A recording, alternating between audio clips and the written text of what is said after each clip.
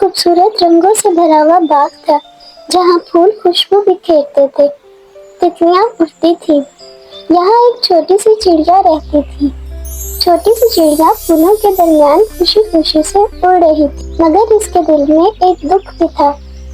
अचानक चिड़िया की नजर एक रंग बिरंगी तितली पर पड़ी, जिसके पैरों में कई खूबसूरत रंग चमक रहे थे। चिड़िया उदास हो गई।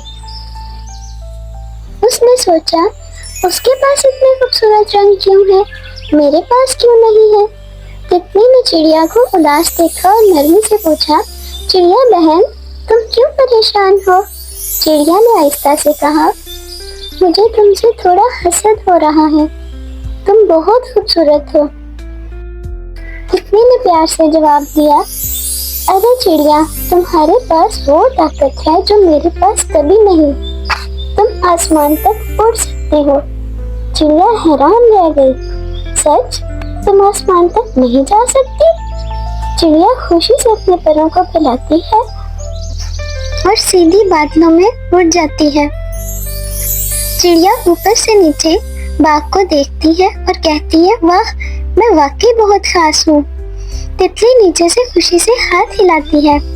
देखा, हर कोई अपने तौर पर खूबसूरत होता है। और उस दिन से चिड़िया ने कभी हसद नहीं किया, वो अपने आप पर खुश रहना सीख गई। बच्चों, याद रखो, अल्लाह ने हम सबको बहुत खास बनाया है, इसलिए कभी हसद मत करो।